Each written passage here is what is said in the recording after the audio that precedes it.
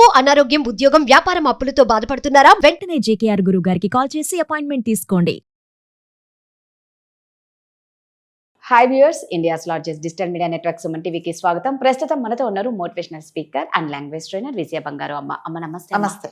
ఒకప్పుడు పార్కులలోకి వెళ్తే అబ్బా చూడలేం బాబోయ్ ఆ పొదల వెనకాల చెట్ల దగ్గర అని ఏదో పార్కుల్లోనే చూడలేకపోయేవాళ్ళు. ఇప్పుడు పొదలు అన్నట్టుగా ఎందుకు ఒక చాటు అనేది ఉండాలి అని చేసుకునేవాళ్ళు. ఇప్పుడు ఏమిటంటే ఇప్పుడు ఏంటంటే ముఖ్యంగా హాస్టల్లో ఉన్న అమ్మాయిలు ఎక్కడ హాస్టల్కి వెళ్ళండి అమ్మా, ఈ గర్ల్స్ హాస్టల్ అయినా బాయ్స్ హాస్టల్ అయినా ఎక్కడికైనా వెళ్ళండి, జంటలు జంటలు రోడ్డు మీద కనిపించడం, గేటు దగ్గర లేకపోతే గేటుకు చెట్టు ఉంటే చెట్టు దగ్గర, వీళ్ళవి బహిరంగ చూడలేక చచ్చిపోతున్నారు జనాలు. అటువైపు ఫ్యామిలీస్ ఉండాలంటే వాళ్ళకి నరకంగా ఉంది. పిల్లల్ని తీసుకెళ్లాలంటే ఎంత ఇబ్బందిగా ఉంటుంది. వీళ్ళకు కామం అనేది ఒక ఫ్యాషన్ అయిపోయిందో, లేకపోతే అది మేము ఎంత చూపిస్తే మేము అంత ఫేమ్ అవుతాం అనుకుంటున్నారో అర్థం కావట్లేదు. కానీ ఇంత దారుణంగా అక్కడ ఇప్పుడు ఆకలి అవుతుందండి, మీకు వెళ్తున్నారు, చాలా ఆకలి అవుతే ఏం చేస్తారు, మనం కార్ ఆపేసుకొని పోయి హోటల్కి వెళ్ళి 2 ఇడ్లీలు తింటాం. ఇప్పుడు అది కూడా అదే ఇప్పుడు జరిగేది అంతే. ఇంత దారుణం. ఇప్పుడు మీరు చూడలేక మీ తలకాయలు తిప్పుకోండి, మాకేం సిగ్గు లజ్జ ఏమీ లేదు. ఇది ఏమీ లేదు. ఇది వరకు ఉండేది అంటే మీరు అన్నట్టుగా ఒక శృంగారము అంటే 4 గోడల మధ్యలో ఆ ఇద్దరు వ్యక్తులకు మాత్రమే తెలిసింది మాత్రమే అది సంసారం.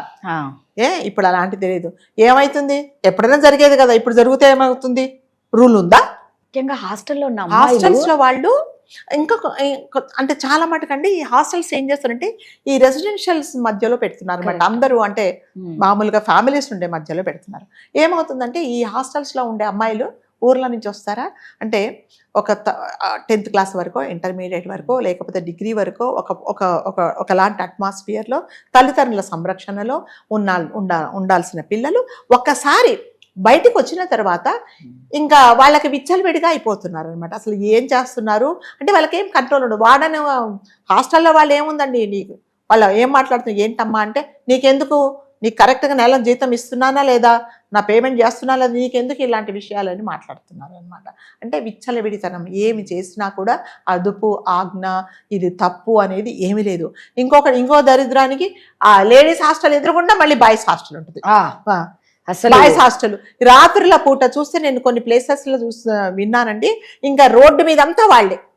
రోడ్డు మీద ఇది వరకు మీరు అన్నట్టుగా ఏదో చాటో మాటో ఏదో ఇప్పుడు ఏం లేదు. ఒక కార్ కనిపించిందంటే కార్ వెనకుంటారు,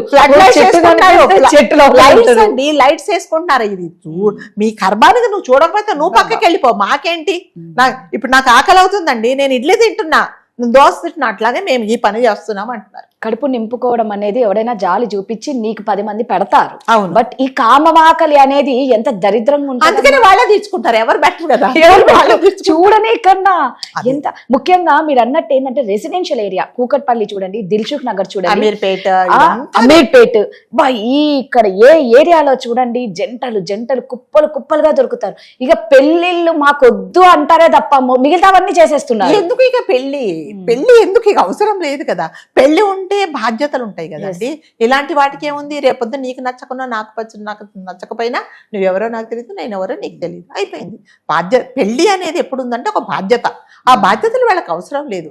సో అమ్మాయిలు అంటే నేనేం చెప్తున్నానంటే తల్లిదండ్రులు కూడా నా పిల్లల్ని నేను సిటీకి పంపించాను, ఏ హాస్టల్లో ఉంటుంది, ఎక్కడ ఉంటుంది, అసలు వాళ్ళు అసలు ఏ హాస్టల్లో ఉన్న ప్రదేశం ఎలా ఉంది, ఎటువంటి ఫ్రెండ్షిప్ ఉన్నారని ఆడవాళ్ళు కూడా తల్లిదండ్రులు చూసుకోవట్లేదు. వాళ్ళేమనుకుంటే తమ పిల్లల మీద నమ్మకం, ఇన్ని రోజులు మాతో ఉన్నారు కదా, ఇక్కడ ఎలా ఉంటారు అక్కడ కూడా అలాగ ఉంటారు అని అనుకుంటారు. అలా ఉండట్లేదు. ఇంకొకటి ఏంటంటే డబ్బుకి పంపిస్తున్నారు, వీళ్ళకి డబ్బు కావాలి, వీళ్ళ లగ్జరీ లైఫ్ అనుభవించాలి అంటే అంతే కదా. అంటే రియల్గా ఎవరు నా కూతురు ఏం చేస్తుంది అనేది కూడా తల్లిదండ్రులకు తెలియదండి. ఏ తల్లిదండ్రి ఏ పిల్లలు ఏ తల్లిదండ్రికి, కొంతమంది తల్లిదండ్రులకు ఈ పిల్లలు ఏ హాస్టల్లో ఉంటున్నారో కూడా తెలియదండి, ఏ ఊర్లో ఉంటున్నారో కూడా తెలియదు. అంత విచ్చలవిడిగా వాళ్ళ ఇష్టం వచ్చినట్టుగా ఈ ఫోను అనేది ఒక భూతంలాగా తయారైపోయి ప్రతి ఒక్కరి జీవితాలు, అంటే ఆ ఫోన్లో బాగుపడ్డ వాళ్ళు ఉన్నారు, ఈ ఫోన్లో చెడిపోయిన వాళ్ళు కూడా ఉన్నారండి. అంటే ఇదివరకు మనం చెప్పినట్టుగా అబ్బాయిలు క్యూలో ఉంటున్నారు, అమ్మాయిల క్యూ తగ్గిపోతున్నప్పుడు అబ్బాయిలు ఈ తగ్గిపోయే క్యూలో నుంచి తొందరగా వెళ్ళిపోవాలని చెప్పేసి వెళ్ళిపోతున్నారు అనమాట. ఎందుకంటే నేను క్యాచ్ చేసుకోవాలి, లేకపోతే ఎవరన్నా పట్టుకుపోతారేమో అన్నట్టుగా అయిపోతున్నారు. అంటే ఒక డిసిప్లిన్, ఒక ఇదిగా ఉండాలి. మన లైఫ్ కదా, మనం ఎప్పటికైనానండి, ఎవరికైనా ఏ వయసు వచ్చిన వాళ్ళకు కూడా, చిన్నపిల్లలు కూడా ఒక సెల్ఫ్ డిసిప్లిన్ అని ఉన్నదనుకోండి, ఎవ్వరు చెప్పరు నువ్వు పలానా చోటుకి వెళ్ళు, పలానా పని చేయమని నీవు నేను ఈ పని చేసినందువల్ల నాకు నష్టమా లాభమా, నా జీవితంలో నేనేమన్నా నష్టపోతానా అనేది ఎవరు చూసుకోవట్లేదు. నాకు టెంపరీగా ఇప్పుడు దాహం వేసింది, మంచినీళ్ళు తాగేశాను, అంతేగాని దీనివల్ల నాకు ఏం జరుగుతుంది అనేది ఏం ఆలోచించుకోవటం లేదండి. అంటే నేనేం చెప్తున్నా అంటే అమ్మాయిలు కూడా అందరినీ గుడ్డిగా నమ్మకండి. అబ్బాయిలు ఎలా ఉంటున్నారో తెలియదు, అట్లాగే అబ్బాయిలు కూడా అమ్మాయిలను నమ్మకండి.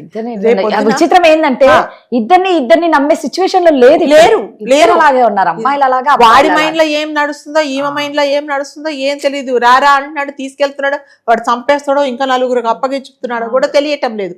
అమాయకులైన తల్లిదండ్రుల ఊర్లలో మీరు ఏమైపోతున్నారో తెలియకుండా, మీరు ఎక్కడున్నారో తెలియకుండా గుండెలు బాదుకొని ఏడుస్తున్నారు.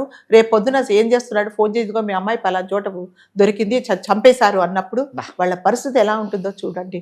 అంటే ప్రతిదానికి ఒక లిమిట్ పెట్టుకోండి. అబ్బాయిలతో మాట్లాడేటప్పుడు అసలు ఏంటి, నేనేం చేస్తున్నాను, ఇతను లైఫ్ అంతా ఇతనితో ఉంటానా ఉండనా అనేది ఏమీ లేదండి, ఇష్టం వచ్చినట్టు చేస్తున్నాను. హాస్టల్స్లో అయితే భయం అనేది ఉండదు అనమాట. భయము భక్తి అనేది ఏమి ఉండదు. వాళ్ళు అంటే వాళ్ళ ఆ హాస్టల్స్లో నడిపించే వాళ్ళ బాధ్యత ఏంటంటే వీళ్ళు వచ్చినప్పుడు అన్నం పెట్టాలి, లేకపోతే వీళ్ళు అదేంటి వీళ్ళు సాలరీ ఇస్తున్నారా, రూమ్ రెంట్ కడుతున్నారా లేదా, ఆ రెండే వాళ్ళ కన్సర్న్. అదే కొన్ని మామూలుగా హాస్టల్స్లో, గవర్నమెంట్ హాస్టల్స్ ఒకవేళ ఒక చోట నడిపించే ప్రైవేట్ హాస్టల్స్ వాళ్ళకు ఒక రెస్పాన్సిబిలిటీ ఉంటుంది అనమాట. వీళ్ళకి అలాంటిది ఏమీ లేదు. అంటే వీళ్ళు ఏమీ దగ్గర కంట్రోల్ అనమాట. వాళ్ళ కంట్రోల్ చేసేది వీళ్ళ చేతులలో ఉండదు. ఇష్టం వచ్చినట్టు తిరుగుతున్నారు, ఇష్టం వచ్చినట్టు. కానీ వీళ్ళ వల్ల అంటే ఈ హాస్టల్స్ ఎక్కువ అయిపోవడం వల్ల ఎంత ప్రాబ్లం, డ్రైనేజ్ ప్రాబ్లం అయిపోతుంది. అవును, వాటర్ ప్రాబ్లం ఫుల్ అయిపోతుంది. ఇంకొకటి అన్నిటికీ మించి పిల్లలకి ఏం చూపించాల్సి వస్తుందో అని భయం వేస్తుంది బయట అడుగు పెట్టాలంటే. కరెక్ట్. ఇప్పుడు ఒక ఫ్లాట్ అండి, ఒక ఇల్లు, ఒక ఇండిపెండెంట్ హౌస్ మీరు పడగొట్టినప్పుడు ఆ ఇండిపెండెంట్ హౌస్ సరిపడే వాటరే మీకు సప్లై అవుతుంది. అలాంటిది మీరు ఒక ఇండిపెండెంట్ హౌస్ దాన్ని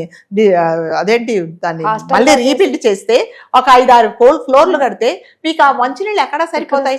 అందులో ఒక్కొక్క రూమ్ లో 4, 5 మంది. ఇంకా హాస్టల్స్ లో మీరు లోపలికి వెళ్ళారా మీరు చచ్చిపోవాలన్నమాట, అలా ఉంటాయి ఆ రూమ్లు. బయటకు వచ్చినప్పుడు మాత్రమే. నేను ఒకసారి బెంగళూరుకి వెళ్ళినప్పుడు ఏదో పని నుండి వెళ్తే ఒక హాస్టల్, ఒక అమ్మాయిని కలుద్దామని చెప్తే లోపలికి వెళ్ళానండి. మీరు నమ్మరు రాధ గారు, అసలు అది రూమా డ్రైనేజా నాకు అర్థం కాదు. ఆ అమ్మాయి పడుకొని ఎట్లా ఉందంటే రాత్రి ఏం తినిందో, ప్లేట్లన్నీ ఎండిపోయి, చుట్టుపక్కల అన్ని కవర్లు అన్నీ ఉన్నాయి. సరే నేను ఆ అమ్మాయిని అడిగింది, మరి ఎప్పుడు వెళ్తుంది అమ్మాయి ఆఫీస్కి? 10 నిమిషాలు వెళ్తుంది మేడం. కరెక్ట్ 5 మినిట్స్కి లేచిందండి. ఆ డ్రెస్ వేసుకుంది, ఈ తల తీసుకెళ్ళి ఆ నల్ల కింద పెట్టేసింది, ఆ పంపు కింద పెట్టి చేసుకుంది, స్ప్రే వేసుకుంది, ఆఫీస్కి వెళ్ళి. ఇంకేం శుభ్రాలు చెప్పండి. 2 నిమిషాల్లో రెడీ అయిపోయింది. అంటే శుచి శుభ్రము ఇదన్నీ ఏం లేదు, స్ప్రే వేసుకుంటే అయిపోయింది అంతే. 2 నిమిషాలు అసలు ఎంత టిప్ టాప్గా తయారై వెళ్ళిపోయింది. అంటే హాస్టల్స్లో ఉండే వాళ్ళకి ఇవన్నీ ఏమి ఉండవండి. ఎంతసేపు వచ్చి బయటకు వెళ్ళిపోవాలా, ఎవరు వస్తారో వారితో డబ్బులు ఖర్చు పెట్టించాలా, అంతే ఉంటుంది. కానీ ఇవన్నీ ఏమీ ఉండవు. కాబట్టి అంటే మనం చెప్పేది ఏంటంటే హాస్టల్స్ పెట్టే వాళ్ళు కూడా, ఆ ఓనర్స్ కూడా ఇవన్నీ ఆలోచించుకోవాలి. పక్కన వాళ్ళ వల్ల మన హాస్టల్ వల్ల ఎవరికన్నా డిస్టర్బెన్స్ అవుతున్నదా అనేది. మళ్ళీ ఏంటంటే వీళ్ళు ఉల్టా పోట్లాడతారండి వాళ్ళతో.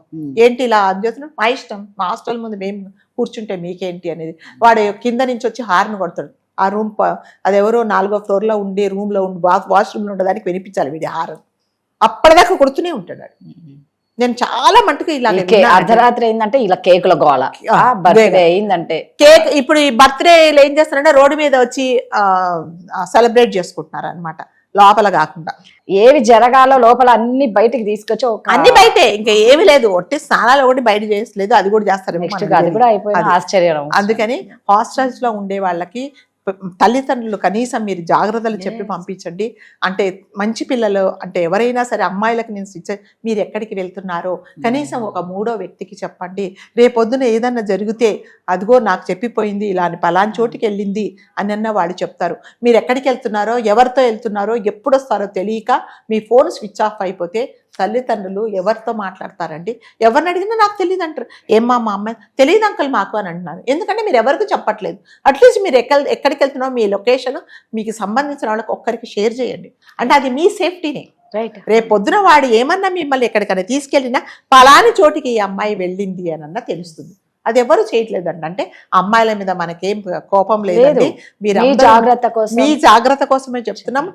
మీరు ఉండే ప్లేసు మీ కొంతమంది తల్లిదండ్రులకు మళ్ళీ చెప్తున్నా, పాపం పిల్లలు ఏం చదువుతున్నారో తెలీదు, ఏ ఉద్యోగం చేస్తున్నారో తెలీదు, ఎక్కడ ఉంటున్నారో తెలీదు. కొంతమంది ఇంకా దుర్మార్గంగా పెళ్లిళ్ళు చేసుకొని పిల్లలు కానీ కూడా తల్లిదండ్రులకు చెప్పట్లేదండి. ఇంకేం చేయాలి చెప్పండి? నిజమే. అమ్మాయిలు అబ్బాయిలు ఇద్దరు జాగ్రత్తగా ఉండండి. మీ మీద ఎంతో నమ్మకంతో పేరెంట్స్ ఇక్కడ పంపిస్తున్నారు. వాళ్ళని బాగా చూసుకొని వాళ్ళ నమ్మకాన్ని నిలబెట్టండి.